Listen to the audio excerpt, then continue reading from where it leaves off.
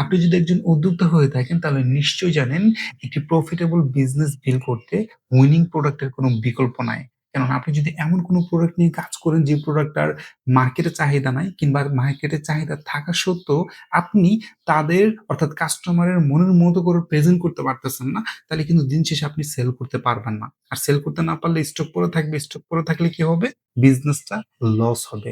এখন প্রশ্ন হচ্ছে এই উইনিং প্রোডাক্টটা সিলেক্ট করবেন কিভাবে? কিভাবে একটা উইনিং প্রোডাক্ট বের করবেন? উইনিং প্রোডাক্ট সিলেকশন এর ১ম এপিসোডে যে মেথডটা আমি শেয়ার করব সেটা হচ্ছে Facebook অ্যাডস লাইব্রেরি।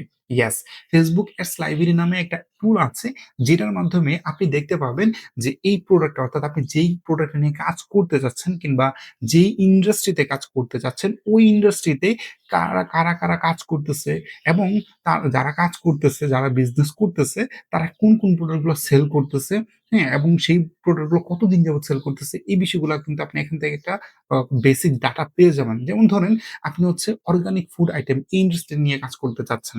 এখন এই ইন্ডাস্ট্রি তো অনেকগুলা প্রোডাক্ট আছে। আপনি সিম্পল একটু চিন্তা করলে অনেকগুলা প্রোডাক্ট লিস্ট করে ফেলতে পারবেন, তাই না?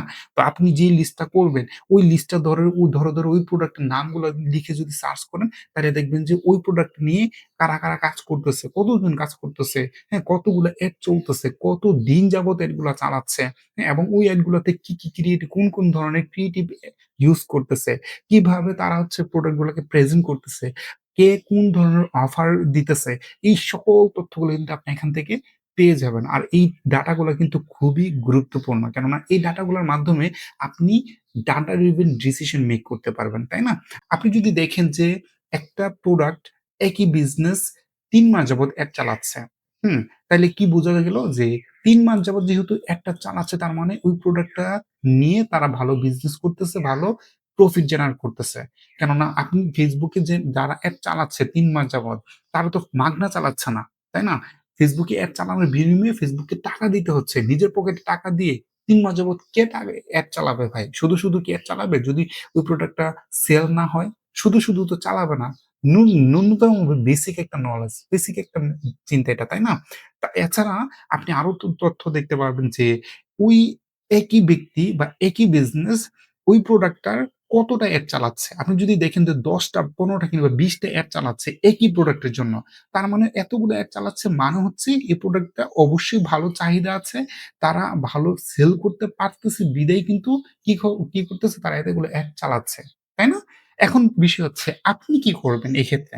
আপনি আবার যেটা দেখবেন সেটা হচ্ছে তারা যে প্রোডাক্টটা দিচ্ছে, যে কোয়ালিটির প্রোডাক্ট দিচ্ছে, আপনি তাদের সমপরিমাণ কিংবা তাদের থেকে বেটার কোয়ালিটির প্রোডাক্ট দিতে পারবেন কিনা? তারা যে অফার দিচ্ছে কিংবা তারা যেভাবে কাস্টমারের সামনে এই প্রোডাক্টটা প্রেজেন্ট করতেছে, আপনি তাদের থেকে বেটার ওয়েতে প্রেজেন্ট করতে পারবেন কিনা? তাদের তুলনায় বেটার ওয়েতে আপনি মার্কেটিং করতে পারবেন কিনা? এই বিষয়গুলো আপনি আপনার জায়গা থেকে দেখবেন। যদি আপনি তাদের থেকে বেটার ওয়েতে আপনি প্রেজেন্ট করতে পারেন, মার্কেটিং করতে পারেন, তাদের থেকে বেটার কোয়ালিটির প্রোডাক্ট দিতে পারেন কিংবা আপনি তাদের থেকে বেটার মার্কেটিং করতে হবে অবশ্যই। ন্যূনতম তাদের সমপরিমাণ প্রোডাক্ট কোয়ালিটি বজায় রেখে প্রোডাক্টটা দিতে পারেন, তাইলে আপনি আপনার জায়গা থেকে সিদ্ধান্ত নিতে পারেন যে এই প্রোডাক্ট নিয়ে আপনি কাজ করতে পারেন। তাই না? সো এখান থেকে একটা ইনসাইট কিন্তু আপনি পেয়ে গেলেন। উইনিং প্রোডাক্ট সিলেকশন এর নেক্সট এপিসোড চান কিনা কমেন্টে জানিয়ে দেন। নিয়মিত এই ধরনের ভ্যালুয়েবল কনটেন্ট পেতে পেজটি ফলো করুন। আসসালামু আলাইকুম।